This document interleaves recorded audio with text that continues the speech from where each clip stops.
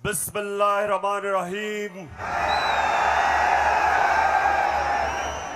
इय्याक नअबुदु व इय्याक नस्तईन।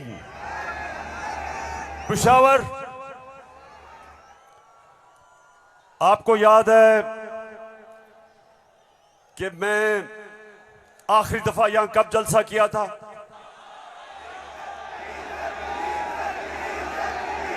जब एक बैरूनी साजिश के तहत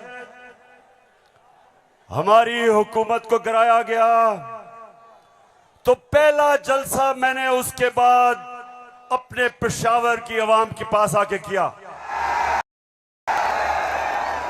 और माशाअल्लाह पेशावर, जब भी मैं आपको कॉल देता हूं, कभी आपने मुझे मायूस नहीं किया। बहुत बहुत शुक्रिया। अच्छा पेशावर, आज मैंने बात तो आपसे करनी थी सैलाब की। कल मैं सखर गया और मैं आपको यकीन दिलाता हूं कि अल्लाह ने हमारे पाकिस्तानियों को, खास तौर पे सिंध बलूचिस्तान, डीजी खान, राजनपुर, डीआई खान, टांक और यहां ऊपर स्वात, गिलगित बल्तिस्तान, अल्लाह ने हमें बड़े इम्तिहान में डाला है।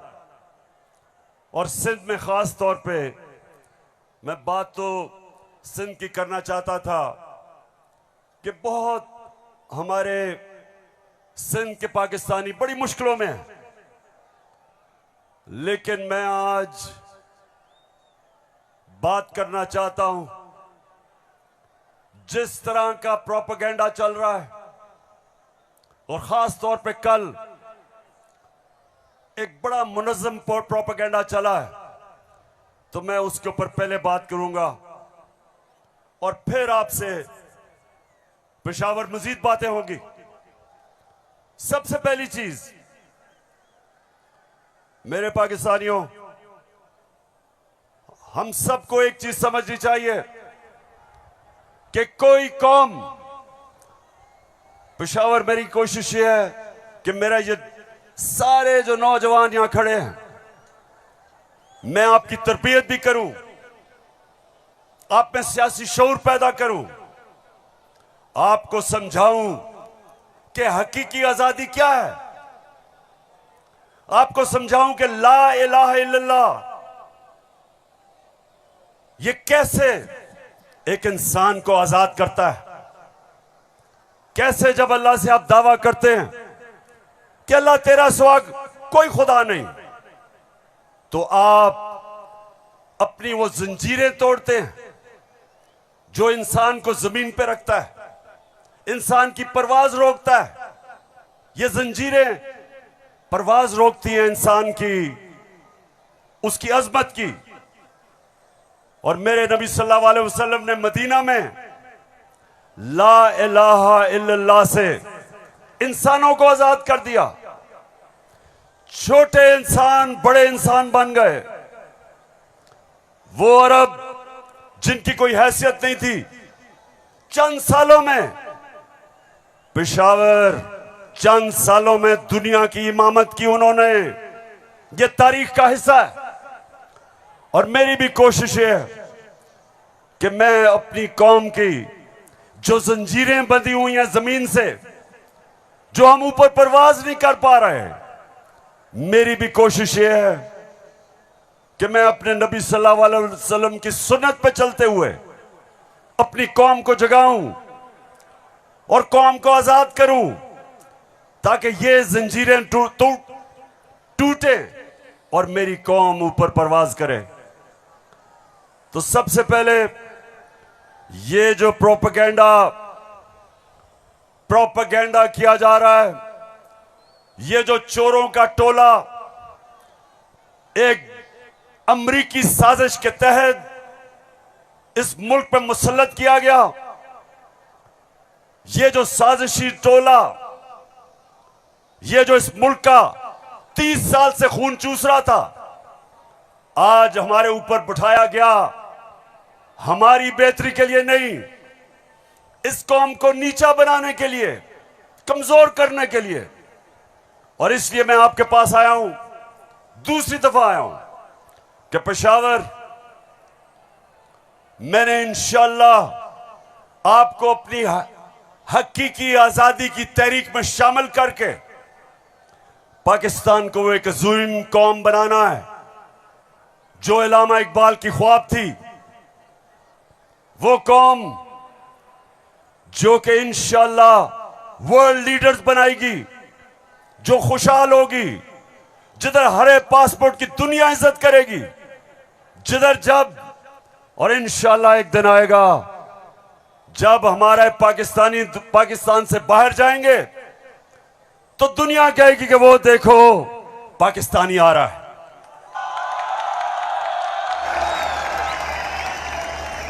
मेरे पाकिस्तानियों, एक ऐसा वक्त था कि अरब ताजर, मुसलमान ताजर जब मलेशिया और इंडोनेशिया गए तो कोई मुसलमान फौज नहीं गई थी इंडोनेशिया और मलेशिया। मुसलमान ताजरों का किरदार देख के, मुसलमानों के ताजरों की सच्चाई देख के सादिक और अमीन ताजरों ने अपने किरदार से लोगों को मुसलमान किया। याद रखें, मुसलमानों ने फतह नहीं किया था मलेशिया और इंडोनेशिया, मुसलमानों का कैरेक्टर था जिसने फतह किया था। मैं वो चाहता हूं कि वो हमारे पाकिस्तानी बने कि जब आप दुनिया में जाएं तो लोग आपकी इज्जत करें, आपके पासपोर्ट की इज्जत करें। और वो कभी नहीं होगा जब तक आपके ऊपर ये चोर बैठे हुए हैं।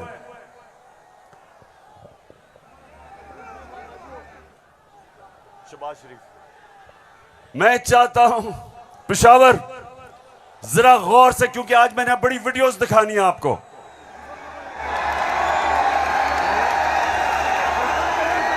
आज आप ये जलसा पूरी तरह आपकी तरबियत भी होगी और आप एंजॉय भी करेंगे।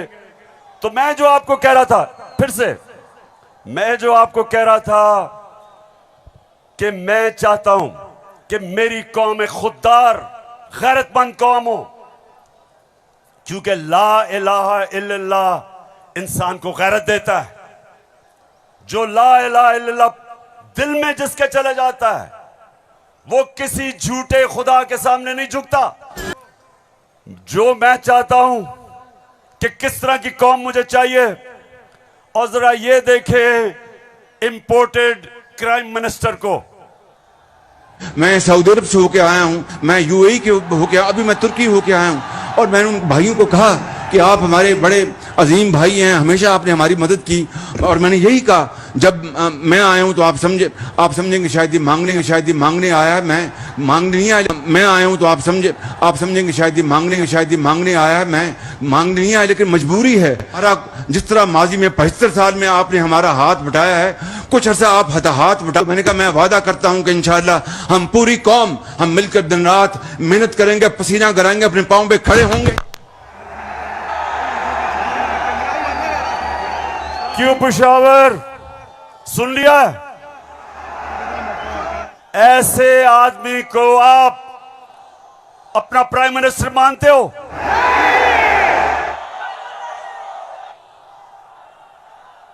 अगर ये वाकई अगर गैरतमंद प्राइम मिनिस्टर होता तो पहले जो इन्होंने अरबों रुपया चोरी करके मुल्क से बाहर रखा, पहले वो वापस लेके आते, फिर लोगों से पैसे मांगते। अपना पैसा चोरी करके मुल्क से बाहर, और बाहर जाके लोगों से पैसे भीख मांगना। अच्छा पाकिस्तानियों, पेशावर, मैं आज आपको अब बताना चाहता हूं कि ये जो चोरों का टोला हमारे ऊपर मुसल्लत किया, अब इनको पता चल गया है कि ये हमें हरा नहीं सकते। हाँ मुझे पता है, मुझे पता है कि फजल रहमान भी इनमें से एक है। अब ये जो थ्री स्टूजेस हैं, इनको पता है कि मैच खेल के तो ये अब ये जीत नहीं सकते। इनको पता है कि जब भी इलेक्शन हुआ इन्होंने हारना है। अब ये कर क्या रहे हैं? साजिशें कर रहे हैं। किसी तरह इमरान खान को डिस्क्वालीफाई करवाओ, केस बनाओ, कभी तोशाखाना, कभी वो इनका पालतू इलेक्शन कमीशन, कभी वो कोशिश कर रहे डिस्क्वालीफाई करने के लिए। अदालत के अंदर मुझे दहशतगर्द बना दिया पिशावर वालों। दहशतगर्द आपके सामने खड़ा है। कोशिश है कि किसी तरह बस इमरान खान मैच ना खेले। ये वैसे ही है, जब हम छोटे थे क्रिकेट खेलते थे तो जब एक टीम हारने लगती थी वो विकेटें उठा के ले जाती थी। अब ये यही कर रहे हैं, मैच खेल नहीं सकते, किसी ना किसी तरह बस इमरान खान को बाहर निकालो टीम से। दूसरी चीज, और ये उससे खतरनाक चीज कर रहे हैं, पेशावर ये कोशिश कर रहे हैं कि किसी तरह पाकिस्तान की सबसे बड़ी जमात,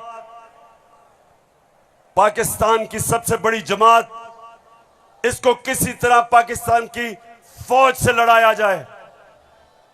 ये इनकी दूसरी कोशिश है।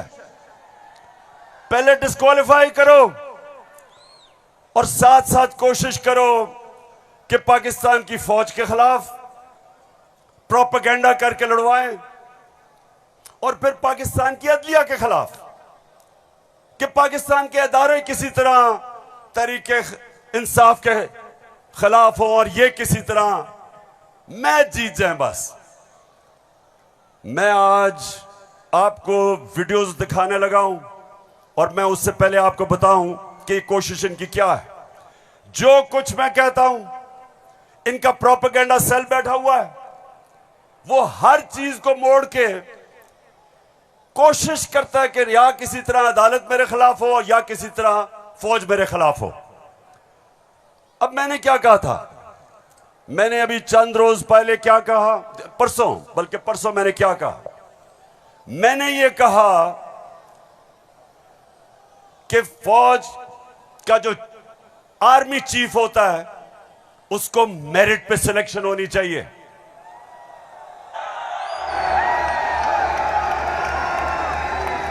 अब मुझे यह बताओ कि कोई भी किसी का खैर ख्वाह होता है, वो हमेशा चाहेगा अगर इदारा मजबूत करना है मेरिट पे सिलेक्शन हो।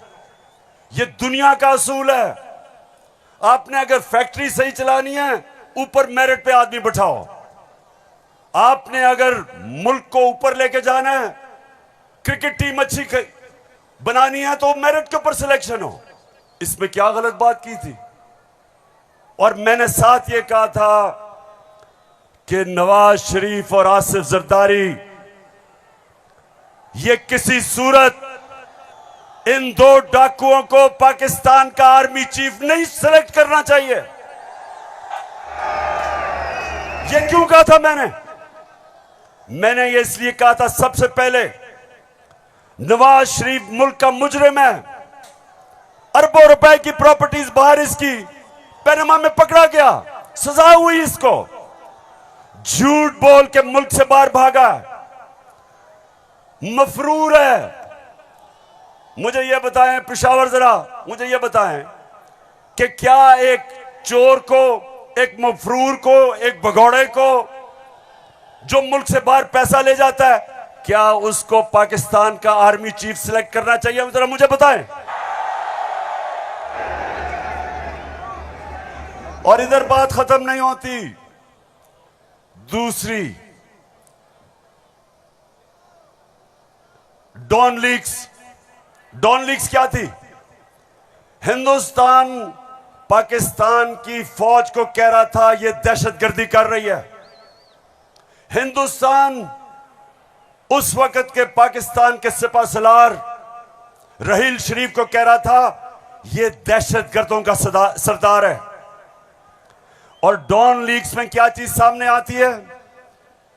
बजाय नवाज शरीफ और नून लीग अपनी फौज के साथ खड़े हो, वो हिंदुस्तान को पैगाम पहुंचाते हैं कि जी हम कुछ नहीं कर रहे, फौज सब कुछ कर रही है।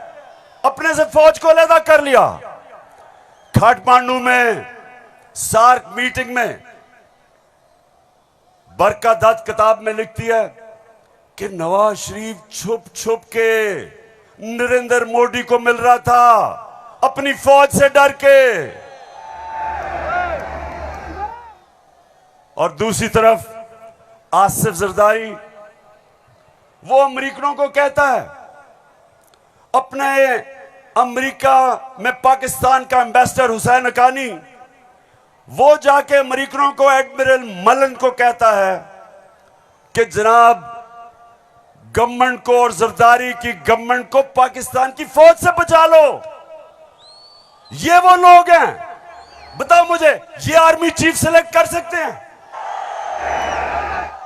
क्या हम इतने अहम ओहदे इन दोनों चोरों के हाथ में देंगे? नहीं देंगे।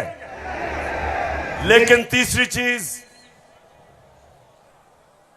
चीज पेशावर सुनो, इन्होंने सबको, मैंने बार बार आपको वो मुरासला दिखाया जो अमरीकी अंडर सेक्रेटरी ने धमकी दी पाकिस्तान को, पाकिस्तान के एम्बेसडर असद मजीद को, कि अगर तुमने इमरान खान को ना हटाया तो पाकिस्तान को मुश्किलों का सामना करना पड़ेगा।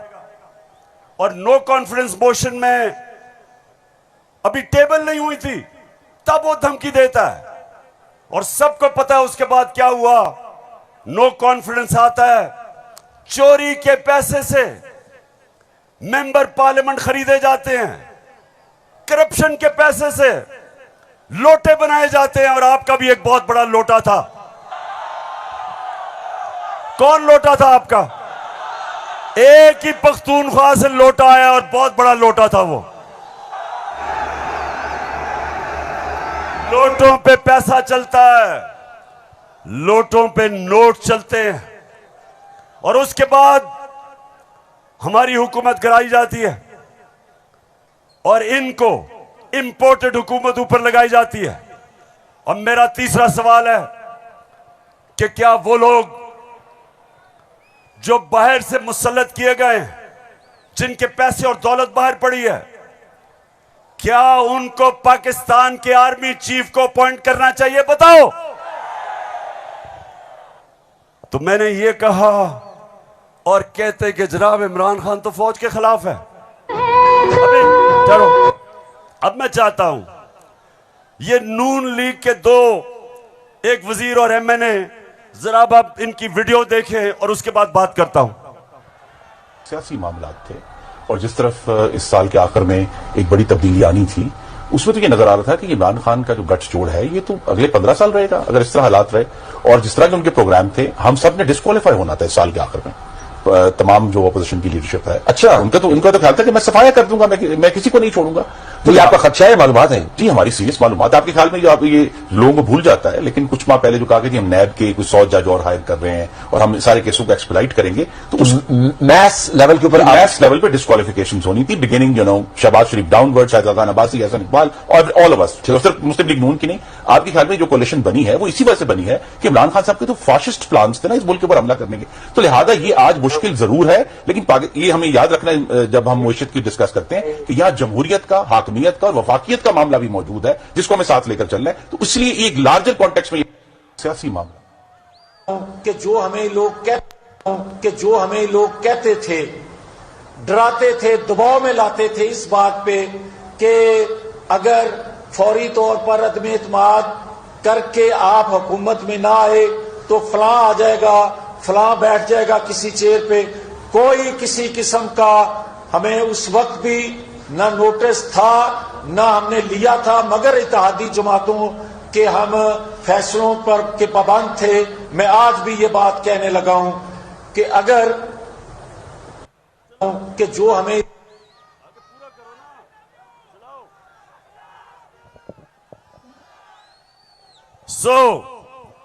इसलिए ये हुकूमत हमारी गिराना चाहते थे कि इमरान खान एहतसाब ना कर दे। डर यह था कि अगर इमरान खान रह गया तो ये जेल में चले जाएंगे, क्योंकि इन्होंने जो चोरी किया वो पकड़ी जाएगी। मतलब यह कि ये इसलिए गिराना चाहते थे, महंगाई वजह नहीं थी, माइशत वजह नहीं थी, वजह सिर्फ एक थी कि इन्होंने एनआरओ लेना था और 1100 अरब रुपया अपना माफ करवाया। अब मैं ये चाहता हूं कि ये जो नून लीग प्रोपेगेंडा कर रही है कि इमरान खान फौज के खिलाफ है, जरा सुने कि इनके लीडर्स ने फौज के खिलाफ क्या बातें की। और मैं चाहता हूं मीडिया इसको दिखाए ताकि पता चले कि ये जो लोग आज इक्तिदार में बैठे हैं और ये हर रोज प्रोपेगेंडा कि किसी तरह तहरीक इंसाफ और फौज की लड़ाई हो जाए, जरा ये सुने कि इन्होंने फौज के मुतालिक क्या बातें की थी। जनरल कमर जावेद बाजवा साहब, आपने हमारी अच्छी भली चलती हुकूमत को रुखसत करवाया, जजों से जोर जबरदस्ती से फैसले आपने लिखवाए। फौज के जवानों और अफसरों के नाम जब आप किसी फर्द वाहिद या मफाद प्रस्त टोले के लिए आइन तोड़ने के मुर्तकिब होते हैं, वहाँ आप खुद अपनी कौम को, अपने मुल्क और अपने लोगों को आइन शिकनों के रहमो करम पर छोड़ रहे होते हैं। हाँ, नवाज शरीफ ने ये जरूर किया कि उसने किरदारों और इदारों के दरमियान एक वाज़ेह लकीर खींच दी है। एक या दो अफराद इदारा नहीं हुआ करते, एक या दो अफराद इदारों की बदनामी का बायस बना करते हैं।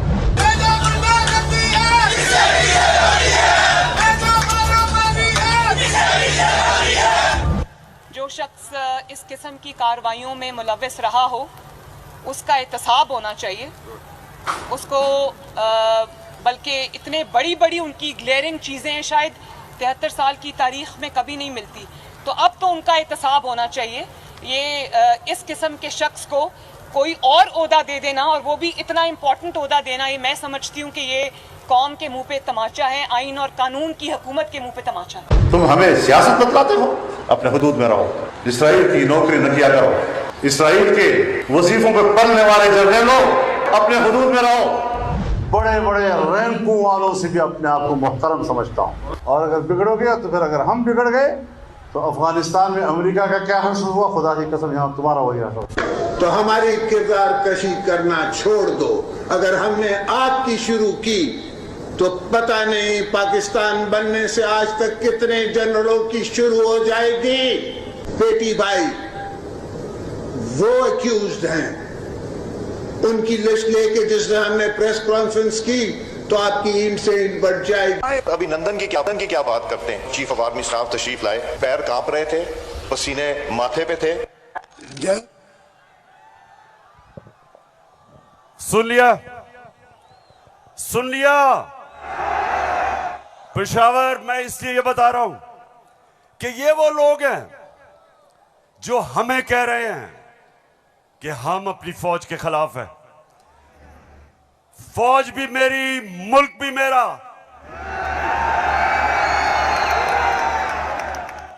जितने इदारे मजबूत होंगे मुल्क मजबूत होगा, अदलिया मजबूत होगी मुल्क मजबूत होगा, फौज मजबूत होगी, हम आजाद हो सकेंगे। हम अपनी आजादी, हम किसी के सामने झुकेंगे नहीं, कोई मुल्क हमें फतह नहीं करेगा। जिस तरह सारी मुसलमान दुनिया में आज अजाब आया हुआ है, सोमालिया से लेके, लिबिया से लेके, सीरिया से लेके, सारी मुसलमान, अफगानिस्तान में क्या हुआ, यमन में, सारी मुसलमान दुनिया में किस तरह का अजाब आया, और हम वो पाकिस्तान है जो एक मजबूत फौज की वजह से बचे हुए हैं। तो नून लीग वाले ये समझ जाओ कि हम वो लोग हैं जो इस मुल्क के इदारे मजबूत करेंगे। और कभी अगर कोई तनकीद करते भी हैं अपनी फौज के लिए, उसकी बेहतरी के लिए करते हैं, तामीरी तनकीद करते हैं। अब वो चलाओ।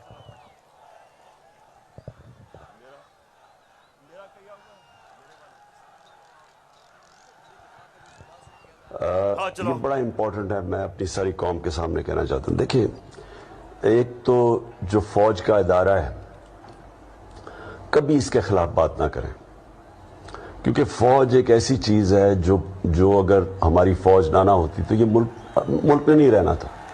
इमरान खान से ज्यादा इस मुल्क को जरूरत पाकिस्तानी फौज की है और हमें हमेशा इस इदारे को इसकी मजबूती के लिए हमें बात करनी चाहिए।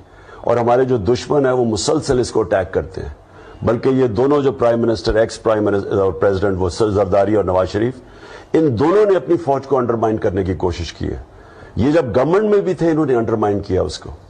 इन्होंने गवर्नमेंट में रहते हुए वो डॉन लीग्स क्या थी, डॉन लीग्स वो हिंदुस्तान के साथ कह रहे थे कि जी हमारी फौज की वजह से हम दोस्ती नहीं हो रही, और जो मेमो गेट था वो क्या था, वो अमेरिकनों को कह रहा था जरदारी अपने हुसैन हक्कानी के जरिए। जी शुक्रिया।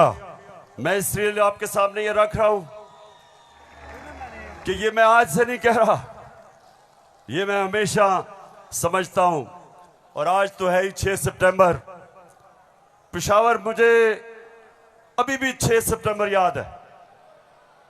मैं उस वक्त स्कूल में था और मुझे याद है जब के लाहौर के पास हिंदुस्तान की फौज आई और जो वहां जिस तरह की हमारे घरों में बमबारी की आवाज आ रही थी, तो मुझे तो बड़ी अच्छी तरह 6 सितंबर याद है।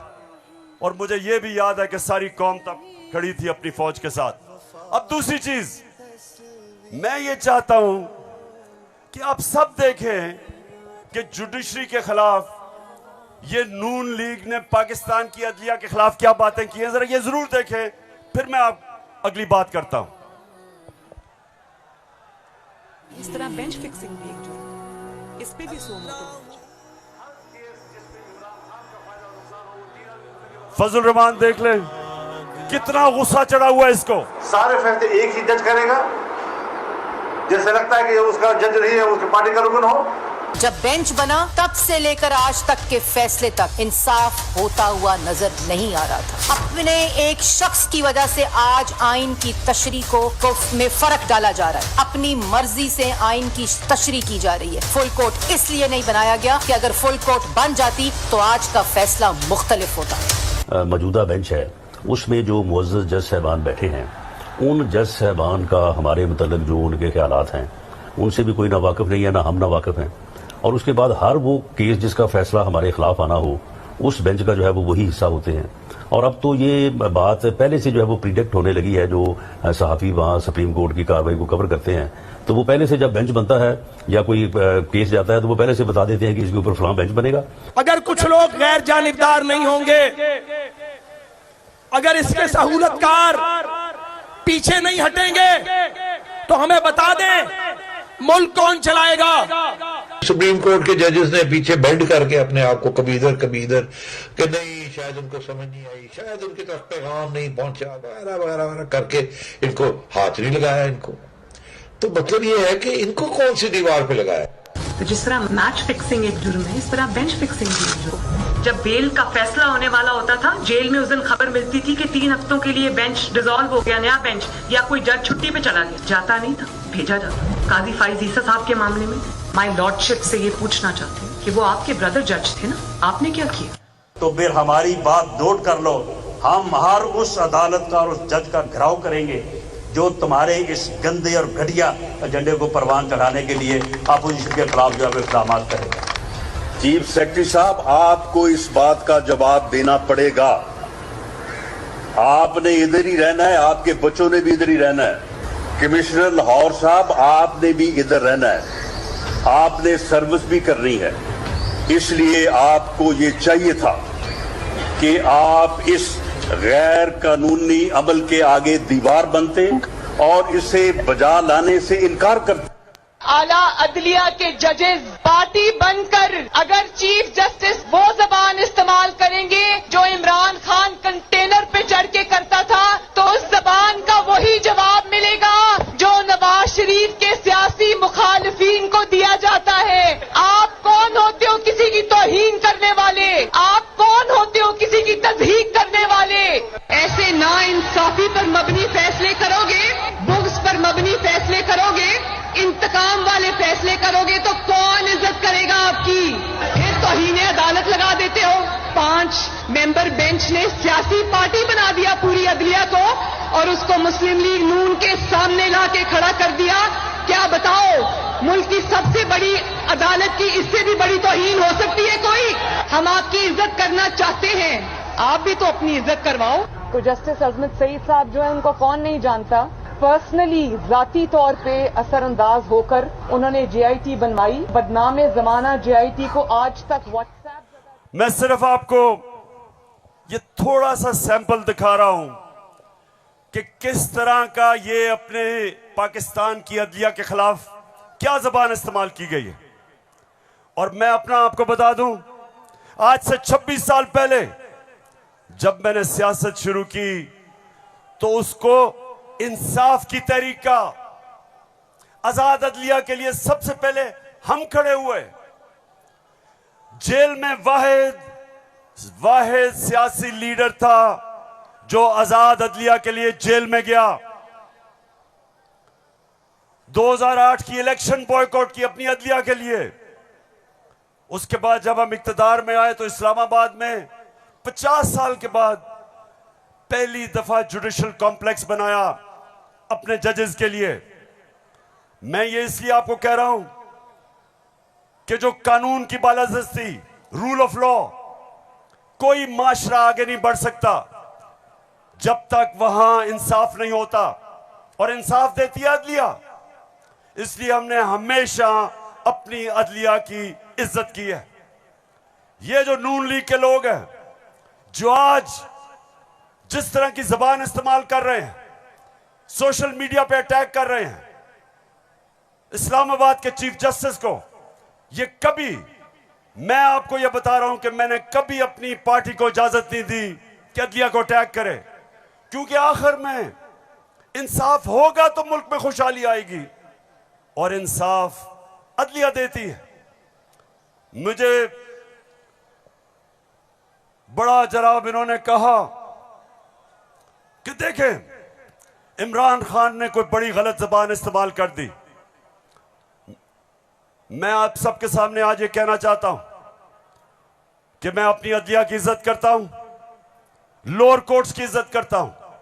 वो लोअर कोर्ट्स जो आम इंसानों की खिदमत करते हैं, और मुश्किल हालात में अगर एक मजिस्ट्रेट ज़ेबा के खिलाफ ऐसे लगा कि मैंने कोई सख्त जबान इस्तेमाल की, उसकी वजह थी मैं शहबाज गिल को देख रहा था, उसके ऊपर तशद्दुद हुआ,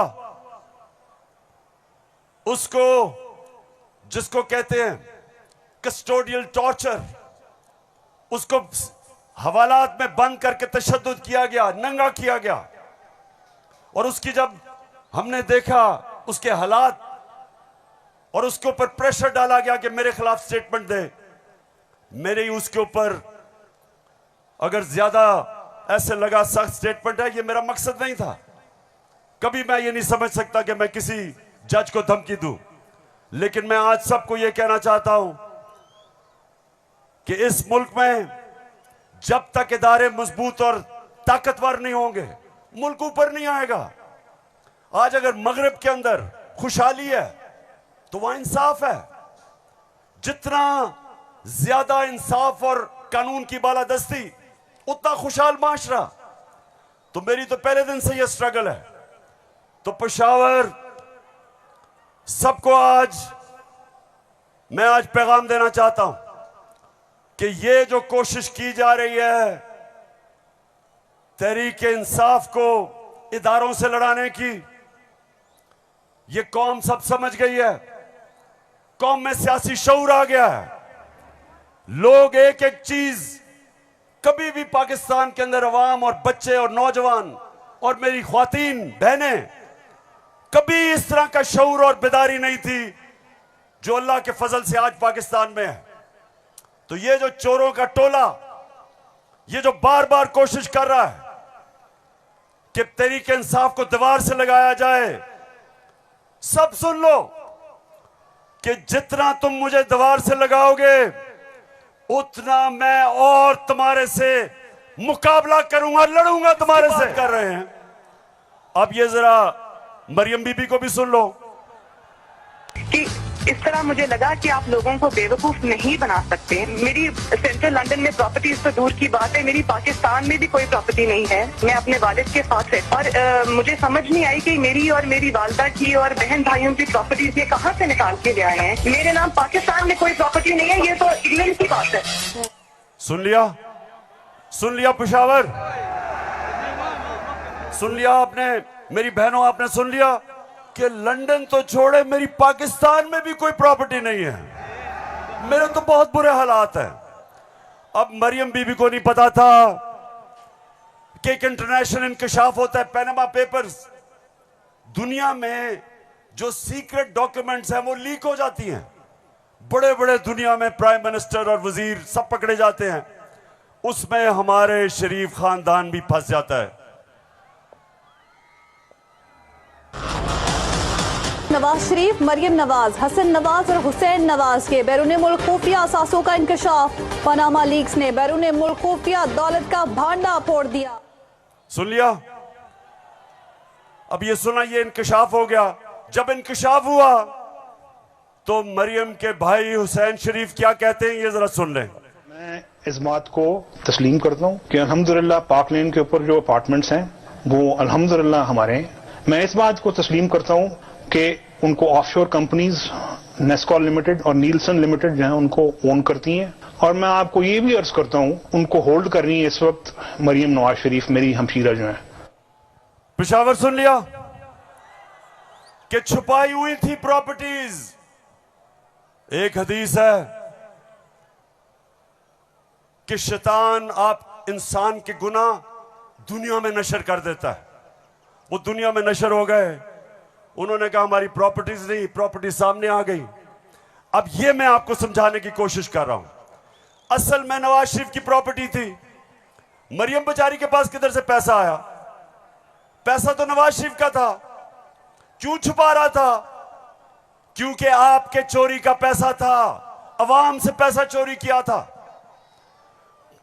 चोरी और करप्शन में क्या फर्क? चोरी होती है जो जेब कुतरा करता है, जो आपके घर में चोरी होती है, जो साइकिल चोरी होता है, मोटरसाइकिल, इंसान को नुकसान पहुंचता है। करप्शन, मुल्क का पैसा चोरी करने को करप्शन कहते हैं। और मुल्क तबाह होते हैं करप्शन से। जो पैसा आपकी तालीम पे, अस्पतालों पे, सड़कों पे, गुर्बत कम करने पे, जो पैसा वहां खर्च करना होता है इनकी जेबों में चला जाता है, मुल्क से बाहर चला जाता है। इसलिए कौम में गरीब इसलिए नहीं होती कि उनके पास वसाइल नहीं है, असासे नहीं है। कौमें गरीब तब होती हैं जब उनके अपने सरबराह मुल्क को पैसा चोरी करके बाहर ले जाते। तो ये जो आज हमारे ऊपर मुसल्लत किए हुए हैं, सारी कौम तैयार हो जाए। मैं कभी इनको कबूल नहीं करूंगा। मैं कभी इनकी गुलामी कबूल नहीं करूंगा। हाथ खड़ा करके बताओ आप तैयार हो जब मैं आपको कॉल दूंगा? आपने सब तैयार होना है। जिस तरह मैं आपको कह रहा हूं, कहता रहा हूं, मैं हूं आपका कप्तान और आप मेरी टीम हो। और ये वर्ल्ड कप हमने पाकिस्तान की हकीकी आजादी के लिए जीतना है। एक अजीम मुल्क बनाना है पाकिस्तान को। हमेशा आजाद मुल्क ऊपर जाते हैं, गुलाम मुल्कों की परवाज नहीं होती। हम ये नहीं चाहते कि हम किसी दुनिया के मुल्क से लड़ाई करें। हम अमेरिका को, मैं बार बार कहूं कि अमेरिका, हम अमन में आपके साथ हैं, किसी जंग में हम आपके साथ नहीं हैं।